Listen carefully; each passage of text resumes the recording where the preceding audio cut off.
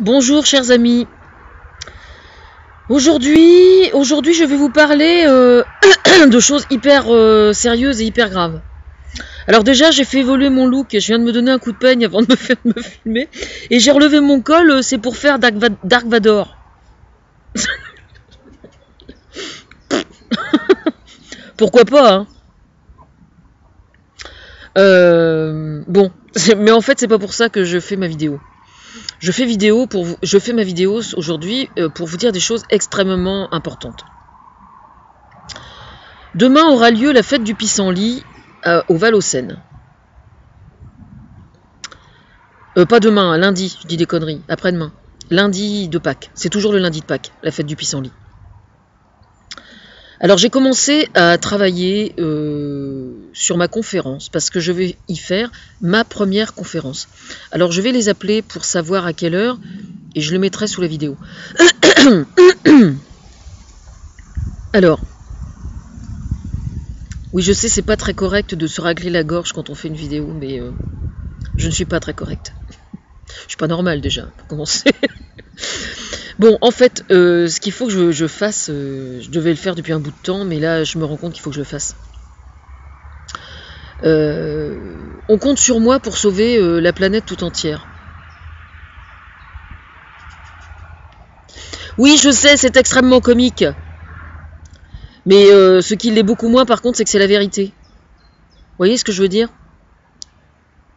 Bon, alors, on n'a pas idée de demander à un clown, hein, vous me direz. Mais bon, apparemment vous n'avez pas le choix, hein, c'est ma nature, il va falloir faire avec. Alors soyez tranquille, hein, moi aussi, hein, quand on m'a fait miroiter ça, j'ai dit d'accord, quand vous aurez fini de me prendre pour un con, vous me ferez signe, enfin, j'ai tout fait, quoi, j'ai fait, oui, on se revoit demain, j'ai regardé ailleurs, enfin, vous voyez ce que je veux dire, enfin, quelqu'un de normalement constitué, il gobe pas ça comme ça, hein. Alors moi c'était pareil, hein. Ça s'est pas fait comme ça, hein. Alors pourquoi ?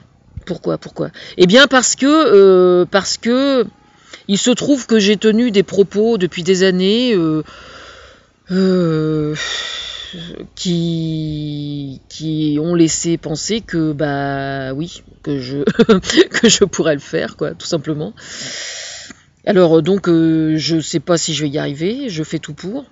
En tout cas, il y a une chose qui est sûre, c'est que je me donne énormément de mal. Et que je suis très bien coachée par Thomas Fersen, mais je fais de mon mieux, quoi. Donc en faisant mes erreurs, en faisant mes conneries, comme tout le monde, comme toute personne qui fait... Dès l'instant que vous mettez un pied devant l'autre, de toute façon, vous risquez toujours de ne pas bien faire, mais il n'y a qu'en essayant de le faire que vous risquez de réussir. Donc statistiquement, mieux vaut le faire, quoi. C'est pour ça que j'ai souvent l'habitude de dire... Enfin, je dis quelquefois que je suis une maître oseuse, pas osseuse, hein, oseuse, du verbe oser. C'est extrêmement important d'apprendre à oser, que l'on soit homme ou femme. Mais plus encore quand on est femme et qu'on vient d'un milieu... un peu castrateur, comme le mien, par exemple, le milieu agricole. Bon, toujours est-il que... Pourquoi est-ce qu'on a pensé une telle chose de moi ? Parce que j'ai été élevée par un papa qui était... on dit de moi que je suis hors norme, mais lui, dans le style, il était bien aussi. Hein. Quand même. Hein. Dans le milieu agricole, à l'époque où il est né, malheureusement, il n'a pas pu faire grand-chose, mais c'était quelqu'un qui avait une relation aux éléments qui était hors du commun. Par exemple, j'ai des souvenirs d'enfance. Je rigolais la semaine dernière parce que je ne sais même pas si je l'ai dit à Thomas d'ailleurs. La semaine dernière, pour la première fois de ma vie depuis 30 ans à peu près, je me suis arrêtée dans la côte là en allant chez ma maman au hameau du Pivard. Il y a un endroit où il y a un tas de terre qui est déversé. Et à chaque fois que je reviens de chez elle ou que je vais chez elle, je me dis putain, il faut absolument que je m'arrête pour aller vérifier les cailloux. Oui, parce que je suis une ramasseuse de cailloux. Mais mon petit doigt m'a dit que j'ai des neveux et nièces, apparemment. Non, des petits-neveux et des petits-neveux qui sont bien spécialisé là-dedans aussi. Alors que je vous explique. Quand je dis que mon père avait une relation particulière avec les éléments, c'est tout à fait exact. D'abord, il était fasciné par tout ce qui volait. Bon, vous me direz, c'était pas le seul, mais quand même, il avait une relation à tout ce qui volait qui était plus que la normale. Et puis comme il avait qu'un œil, il avait un œil de verre, tous les gens qui ont un seul œil, l'œil qui fonctionne a une acuité visuelle supérieure à la normale. Moi j'avais une copine qui était aveugle d'un œil de naissance, elle avait 13 dixièmes à un œil, à l'autre œil. Et elle voyait, alors que moi j'avais une bonne vue, elle voyait des choses que moi je voyais pas extrêmement loin. Voilà.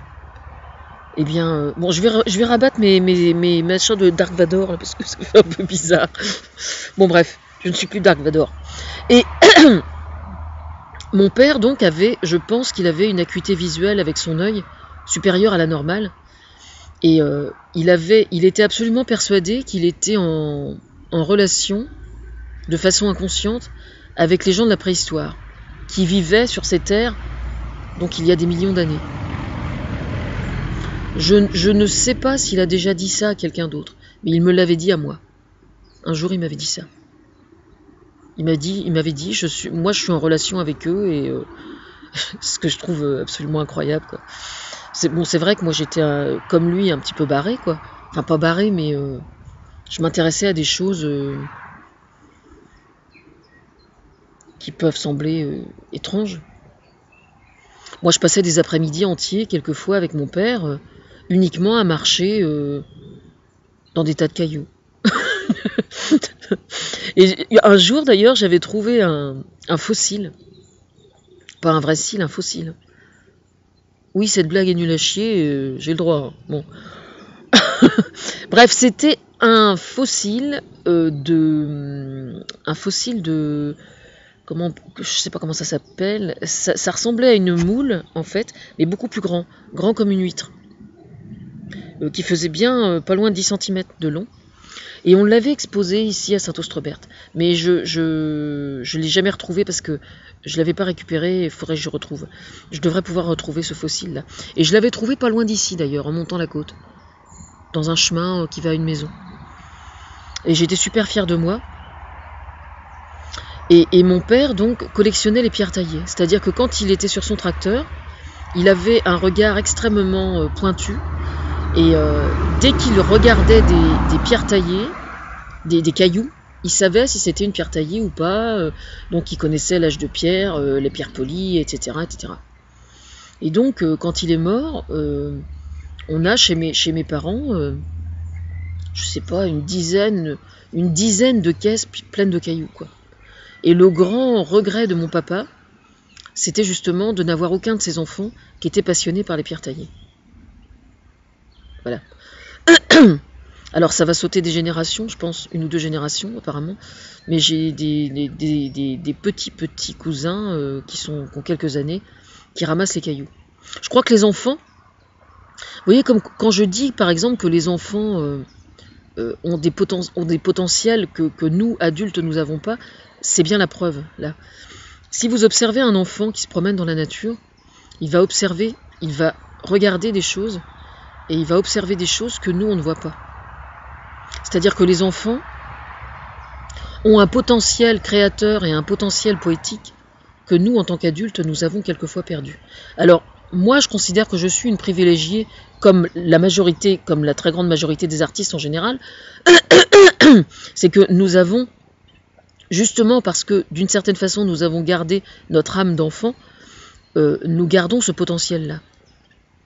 Moi, quand je vois, par exemple, certains adultes qui sont incapables de se réjouir d'une chose ordinaire, alors quelquefois, il peut arriver aussi qu'ils ne le puissent pas parce qu'ils ont des soucis ou ils sont donc dans une situation de souffrance. Très généralement, c'est ça. Mais quand même quand ils ne souffrent pas, même quand ils vont bien, il y a beaucoup d'adultes qui refusent de laisser parler l'enfant qui est en eux. Et ça, c'est quand même un gros problème. J'ai encore un problème avec ma petite croix, là. Donc, voilà. Et bon, je suis en train de m'éloigner un petit peu du sujet. J'en étais à parler de mon papa. Et donc mon papa était absolument fasciné par tout un tas de choses comme ça. Alors il était fasciné notamment par la forêt et par les arbres. Donc pour cette raison, il avait acheté un bois d'une 20aine d'hectares, qui est à Saint-Austrebert, là, entre Saint-Austrebert et Pavilly-Vallée exactement. Et ce bois-là, donc, je vais en être copropriétaire avec mes frères et sœurs et ma maman. Et alors donc, c'est un scoop, je vais vous l'annoncer. Nous allons créer un chemin de randonnée qui va aller de Saint-Austrebert à Pavilly. Donc qui sera relativement horizontal, qui sera à mi-hauteur sur le côté. Côté Goupillières, hein, pas de l'autre côté de la vallée, côté Goupillières on est. Et ce chemin de randonnée sera dans un premier temps accessible à tous, bien évidemment, mais ensuite, quand j'en aurai les moyens et quand je vais trouver la possibilité de le faire, il pourra être emprunté par des attelages, par des ânes, par des carrioles, enfin ce genre de choses, des VTT, etc., non motorisés de préférence. On s'arrangera pour... Je sais pas comment on va faire pour éviter, parce que déjà je sais qu'il y a des motos qui viennent là et ça me plaît pas, mais bon, je peux pas être partout à la fois. Et j'envisage même après de l'aménager de telle sorte que les fauteuils roulants puissent y accéder, éventuellement.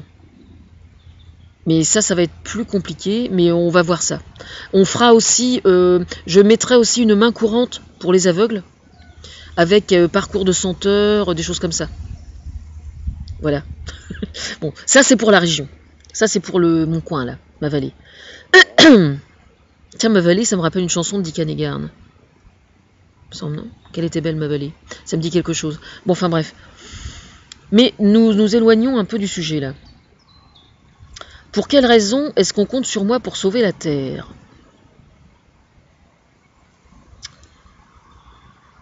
Parce que j'ai dit plein de choses sur des tas de problèmes que rencontre la planète.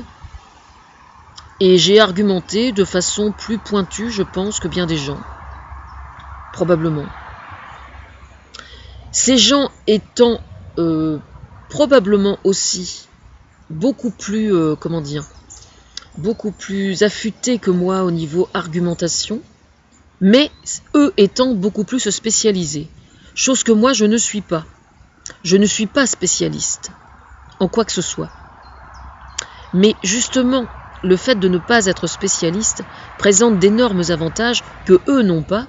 C'est que moi, je suis mieux placé que n'importe qui pour voir les correspondances qui existent entre un secteur ou un autre secteur.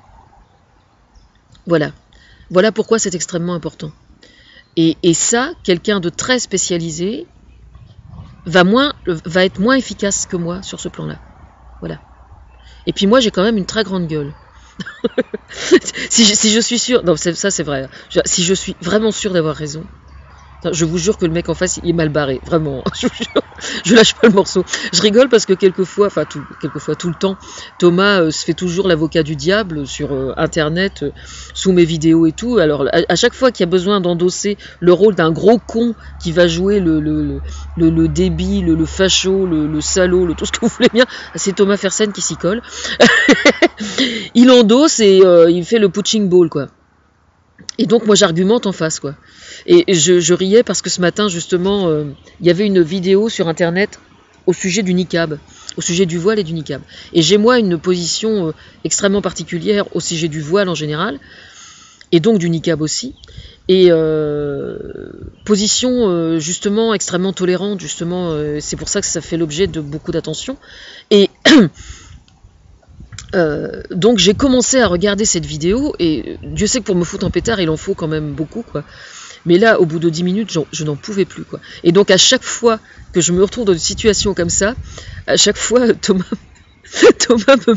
me met juste une toute petite tartouille pour me mettre en route et je pars dans une espèce de tirade qui fait 20 cm de long sur... Et donc là ce matin, au bout de 10 minutes de la vidéo, je lui ai torché le truc. Eh bien en écologie je suis pareil en fait. Voilà, par exemple j'ai déjà mis sur pied pas mal de pétitions, enfin je sais pas, 5-6 peut-être. Et alors à chaque fois elles ne décollent jamais mes pétitions. Elle ne décolle jamais pour... Alors c'est Thomas qui les bloque hein, en général. Tout le temps d'ailleurs. Mais en fait, s'il les bloque, c'est pas parce qu'il ne veut pas qu'elle démarre. C'est parce que tout simplement, il prend contact avec les personnes concernées. Puis de toute façon, c'est pas la peine que la pétition... Écoutez ce qu'elle dit, parce que c'est ça qui se passe en fait à chaque fois. Et donc du coup, les pétitions ne décollent jamais. Voilà. Alors là, quand même, cet après-midi, je vais en faire une nouvelle. Il n'y a pas de raison. Au sujet de EDF, GDF, Suez et de la forêt amazonienne. Parce qu'il y a une réunion prévue la semaine prochaine. Donc là, lundi, je vais essayer de faire 2 conférences. C'est-à-dire que je vais en préparer une, mais je vais la faire, si c'est possible, je vais voir avec le monsieur du Val-aux-Seine, et je vais voir si éventuellement je peux pas en faire 2 dans la journée. Peut-être. C'est pas sûr, hein, je vais voir selon ce qu'il va me dire. Parce que le problème, c'est que les gens vont arriver un peu n'importe quand dans la journée, et il y a des randonnées comptées, il y a des randonnées botaniques, il va y avoir des associations, etc. etc. Donc, il faut voir à quel moment ça va être préférable. Si c'est possible que je le fasse en 2 fois, je vais le faire en 2 fois. Ça sera la même conférence, mais en 2 fois. Voilà. Et puis, qu'est-ce que je voulais dire d'autre? Oui, alors, le fait que l'on compte sur moi pour sauver la Terre. C'est très rigolo de dire une chose pareille. A fait que, étant donné que Thomas Fersen et moi avons planté nos banderilles aux USA depuis quand même pas mal d'années, je tiens à le signaler, demandez à Georges Clooney. Oui, planter nos banderilles quand on est contre la corrida, je trouve que c'est assez marrant de dire ça. Je suis donc... Enfin, Thomas Fersen et moi sommes donc les inspirateurs du film Galaxy, qui a été fait justement avec Georges Clooney. Voilà. Alors vous allez voir Galaxy, et puis ensuite vous comprendrez peut-être un petit peu mieux. Pour ceux qui me suivent depuis des années, ils retrouveront certaines métaphores particulières. Parce qu'à la fin du film notamment, elle arrive à être sauvée, elle, et à rejoindre... Lui meurt dans l'espace. C'est un homme, hein, c'est pas grave. Lui meurt. Georges Clooney qui meurt pour la bonne cause, franchement, excusez du peu, hein, quand même. Bon, toujours est-il qu'il meurt, et donc il veille sur elle et tout, avant de mourir, et enfin bref. Et comment dire, la situation psychologique dans laquelle elle se trouve pendant tout le film ressemble énormément à des tas de choses que j'ai vécues depuis des années, moi ici, avec la situation dans laquelle je me trouve, moi. Vraiment. Ça c'est une chose, et notamment justement donc à la fin, elle retombe dans une espèce de nacelle, elle retombe dans l'océan. Et alors, je veux retrouver j'ai un rayon de soleil et j'ai ma petite croix qui disparaît. Et donc elle tombe dans l'océan, et la nacelle, enfin la nacelle, l'espèce de capsule dans laquelle elle atterrit, prend l'eau quand elle arrive sur la surface de l'eau, de la mer, et elle coule.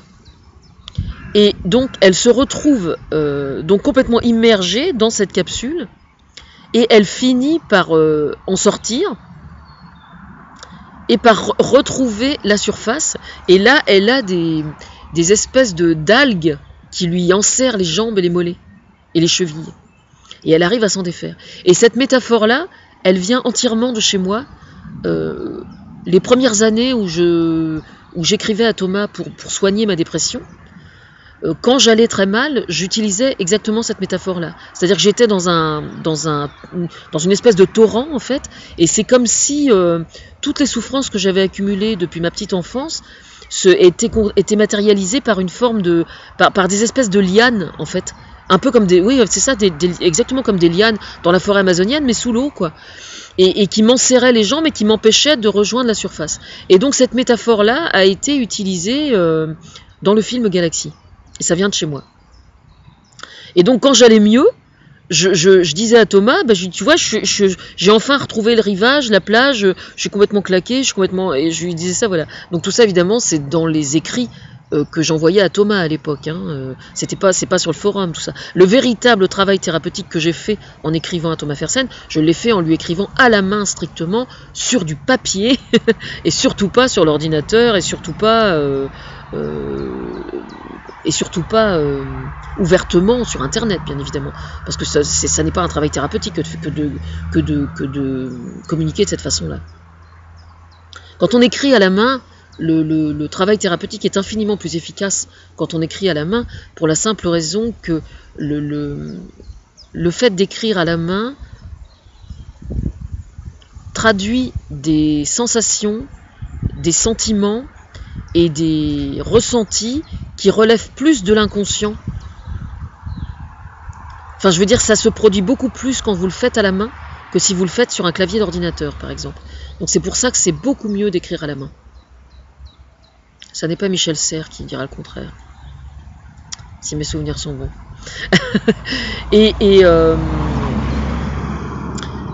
Voilà. Alors notamment, il y a autre chose aussi qui est extrêmement rendu de façon magistrale dans le film, c'est le fait, parce que ça j'avais poussé une gueulante absolument magistrale, vous pouvez le retrouver sur mon forum d'ailleurs, au sujet de tout ce que... depuis que l'homme envoie des choses dans l'espace, en fait, pendant très longtemps, il y a des déchets qui ont été laissés dans l'espace, là. C'est-à-dire qu'au-dessus de votre tête, là, vous levez la tête, vous avez plein de déchets qui traînent et qui tournent autour de la tête, quoi. De la tête, autour de la...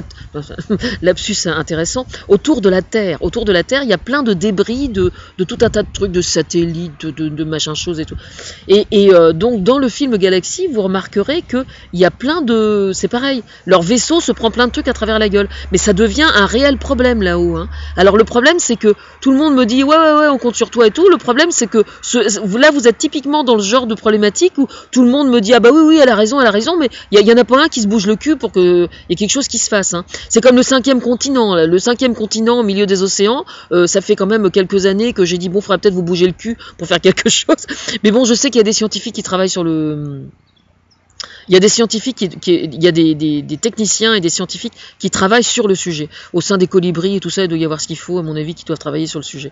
Alors moi, je sais pas pourquoi, j'imagine assez bien une espèce de machine avec un peu comme une araignée. Un peu comme une araignée latérale et qui ramasse les sacs plastiques comme ça. Oui, je fais bien l'araignée latérale. Enfin bref, donc j'ai dit à Thomas, tu te démerdes avec ça. Lui, c'est il se démerde. Quand je lui dis il faut faire ça, il se débrouille. Voilà. Donc ça fait, à mon avis, ça fait bien 2-3 ans qu'ils doivent se pencher sur le problème.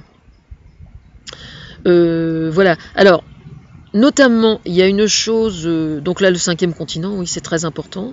Alors oui évidemment parce que quitte à sauver la Terre tout entière, en fait je suis chargée de sauver l'humanité en fait, l'humanité tout entière.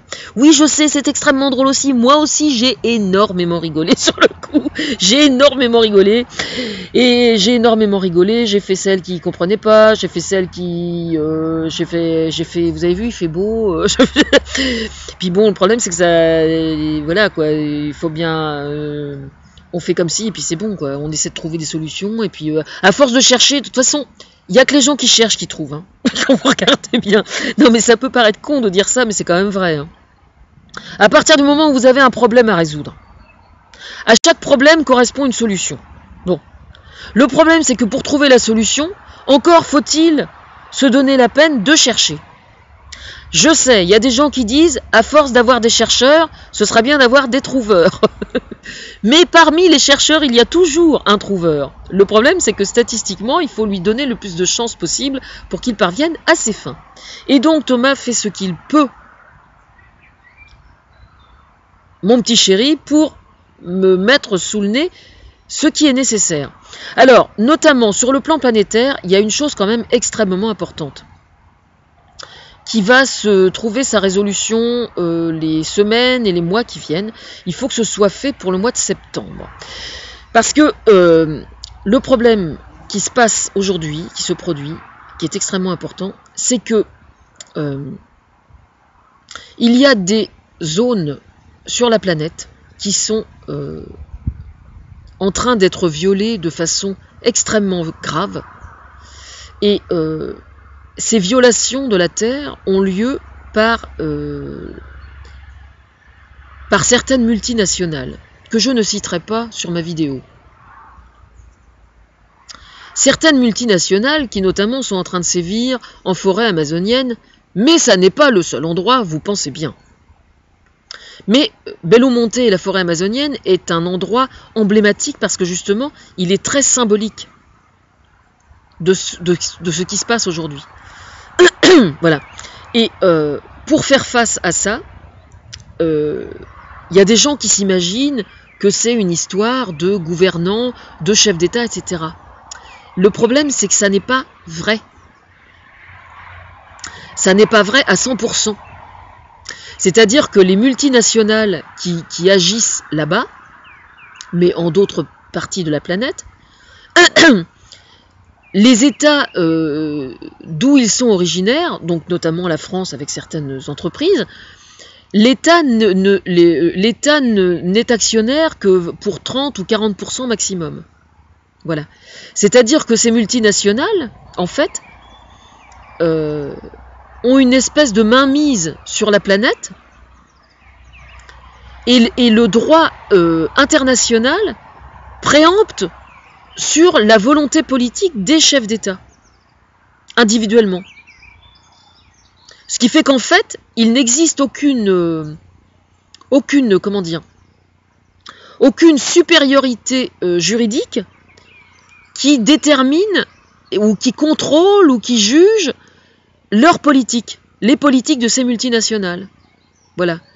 Et donc, évidemment, ça c'est un énorme problème. Donc moi, pour pouvoir être efficace dans ce que j'ai à faire, j'ai absolument besoin de cette structure internationale qui juge et qui va contrôler ces multinationales. Voilà. Alors je ne sais pas encore comment ça va s'appeler, mais c'est quelque chose... Alors l'ONU a commencé à faire un travail extrêmement important avec M. Ban Ki-moon, qui est quelqu'un de vraiment très très bien et qui fait très attention à ce que je dis et aux propos que je tiens. Donc je le remercie tout particulièrement. D'ailleurs, il y a plusieurs pétitions que j'ai rédigées qui lui sont adressées. Et les pétitions n'ont pas décollé, mais on n'en a rien à foutre. L'essentiel, c'est que ça lui soit arrivé aux oreilles. J'ai énormément de respect pour tout le travail qui est fait à l'ONU. Je tiens à le préciser. Et donc cette structure, justement, va avoir l'énorme avantage de prendre en charge toute la branche écologique de l'ONU. Donc ça, c'est extrêmement important. C'est pas important, c'est juste viscéral pour l'avenir de la planète. Voilà. Donc c'est extrêmement important que cette structure voit le jour. Alors évidemment, c'est plus trouvable sur Internet pour l'instant, mais ça va ressortir au moment où il faudra, ne vous inquiétez pas. Alors cette structure, en fait, cette décision a été prise suite à ce que je demandais moi. Moi, je demandais à l'ONU, en fait. Hein.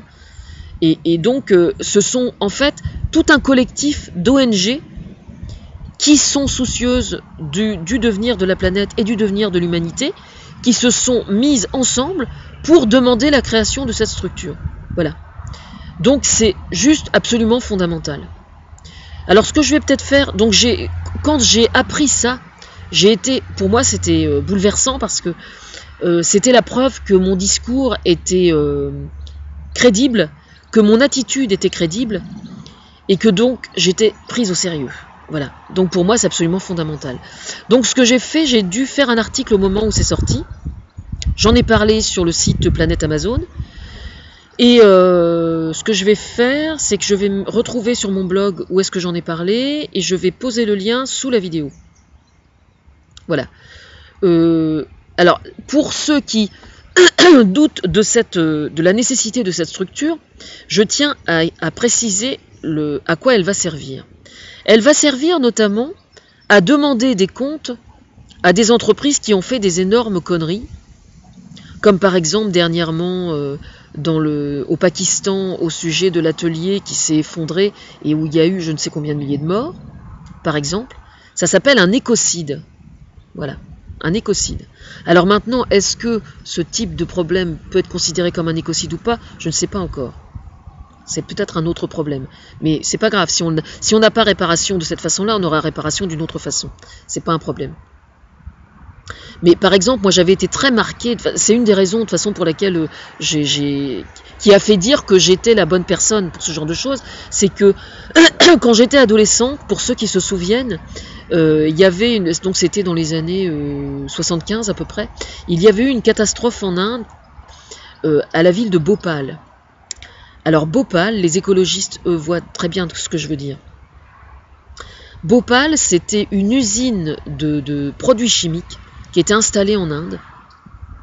Et il y avait eu un accident écologique d'une gravité extrême là-bas. Et il y avait eu je ne sais combien de milliers de personnes qui étaient devenues aveugles à vie. Voilà. Eh bien, grâce à cette structure internationale qui va contrôler et maîtriser les forages, enfin tous les endroits où la terre est susceptible de se trouver violée, eh bien on pourra d'une part anticiper pour délivrer les autorisations en coopérant avec l'État, par exemple, avec l'État en question. Donc, dans ce contexte-là, on pourra contrôler comment ça se fait, où ça se fait, pourquoi ça se fait. Pour les chantiers qui sont existants, qui sont ouverts encore, comme par exemple en Amazonie actuellement, on pourra demander des dédommagements pour les populations autochtones. Donc ça, c'est vachement important. On pourra éventuellement peut-être les interdire si vraiment ça pose d'énormes problèmes. Donc il y a tout ça derrière. On pourra demander des aménagements. Moi j'ai pensé par exemple, il y a des zones où la forêt amazonienne, où certaines forêts sont complètement coupées à cause d'ouvrages comme des autoroutes, des canaux, des choses comme ça. On pourrait très bien imaginer des passerelles, par exemple, qui passeraient par-dessus, afin que la faune puisse communiquer d'un côté et de l'autre. Ça, personne n'a jamais eu cette idée-là encore, ou n'a jamais eu le culot. Je pense qu'il y a des gens qui ont pensé, mais personne n'a eu le culot de le dire. Moi, quand il s'agit d'avoir du culot et d'avoir une grande gueule, il n'y a aucun souci, j'assure. Voilà, ce type de choses. Et rétroactivement, on va pouvoir demander réparation. Voilà. Notamment, je pense à la Guyane française. Je n'en dirai pas plus. Voilà. Voilà, alors pour Galaxy, donc voilà, maintenant vous savez. Et donc je suis notamment à l'origine En fait, je suis à l'origine d'énormément de choses, mais y compris au niveau des chercheurs. C'est-à-dire que, grâce à moi, il y a plein de chercheurs qui cherchaient. Et grâce à mon impulsion, ils ont trouvé de plus en plus. Donc ça, c'est très bien, très bien. Et enfin voilà. Donc ça fait beaucoup de choses. Hein, là. Je suis à je sais pas combien de minutes. Beaucoup de minutes. Voilà, c'est tout ce que j'ai à dire pour l'instant. Oui, oui, il y a un autre point. Alors là, alors ça personne n'en parle. Hein, pour lequel il va falloir faire quelque chose. C'est au niveau des océans. Parce qu'en fait, depuis que le monde est monde, comme dirait l'autre, les mers ont toujours été considérées comme des poubelles. Hein, faut quand même le savoir. Et il existe des zones dans le fond des océans qui sont complètement... qui sont des dépotoirs. Voilà. Entre les navires coulés, etc. Alors, Thomas m'avait mis sous le nez des cartes océaniques avec les zones les plus polluées par des... Je n'ose même pas imaginer de quelle pollution il s'agit. Entre les porte-containers qui sont complètement hallucinants de taille et puis qui chavirent. Enfin, vous voyez, je vais pas rentrer dans les détails, mais bon, c'est simplement catastrophique, quoi. Voilà, donc ça c'est pareil, personne ne se penche quand il s'agit de racler les océans pour faire fonctionner les grandes surfaces, et pour racler les océans, pour bousiller complètement la faune et les poissons qui sont en voie de disparition, il n'y a aucun souci, mais racler les océans pour nettoyer la merde, là, il n'y a plus personne, quoi. Vous voyez ce que moi je suis bêtement terre à terre, moi, vous voyez, je suis vraiment... quand je nettoie quelque part, il y a des choses bonnes, il y a des choses moins bonnes, je prends les choses moins bonnes aussi, quoi. Si je me promène au bord d'un chemin, par exemple, et que je vois des détritus, je prends un sac poubelle et je le ramasse, quoi. Je les ramasse. Bon, c'est comme ça, quoi. Au bord du terrain de foot, là, par exemple. Ça m'arrive de le faire, par exemple. Discrètement, comme ça. Voilà. Voilà, qu'est-ce que j'ai d'autre à dire sur le sujet? Bon, il y a plein de choses, j'aurais plein de choses à rajouter. Je me soucie, par exemple, beaucoup plus que quelqu'un d'autre du devenir des peuples qui sont en train d'être, comment dire, qui sont menacés par la montée des eaux. Ça, pour moi, c'est... Donc là, j'ai demandé à ce que l'ONU prenne ça en compte, prenne ça en charge, et donc peut-être que ça pourra être pris en charge par la structure qui va être créée, là, qui va être peut-être, j'espère, peut-être indépendante de l'ONU. Et alors, quoi faire? Quoi faire? Une des solutions, figurez-vous, c'est la Hollande qui l'a trouvée, parce que la Hollande a ce problème-là, justement, et donc ils ont mis au point des maisons flottantes et qui vont avoir la possibilité de se rehausser toutes seules quand le niveau de la mer va monter. Incroyable, hein? Eh bien oui, eh bien ça c'est Bibi qui suit à l'origine du fait qu'on ait travaillé sur le sujet. Le problème c'est que maintenant, il faut trouver un moyen pour que les populations en question puissent avoir le pognon pour le faire. Voilà. Et pour ça, il faut trouver du pognon. Mais on va y arriver, hein. Ce matin, pour la vidéo au sujet du niqab, j'ai ressorti la chanson de la grande Sophie, qui est une Françoise, qui s'appelle « Courage, du courage, du courage ». Et bien voilà, le féminisme, les féministes, je leur dis « Courage, on va y arriver ». Et là, je dis la même chose, « Courage, on va y arriver ». Et avec le sourire. Ma petite croix est encore partie. J'ai retrouvé ma petite croix. Un rayon de soleil, ça fait du bien. J'ai acheté de la salade pour repiquer dans la vasque. Vous en foutez, hein?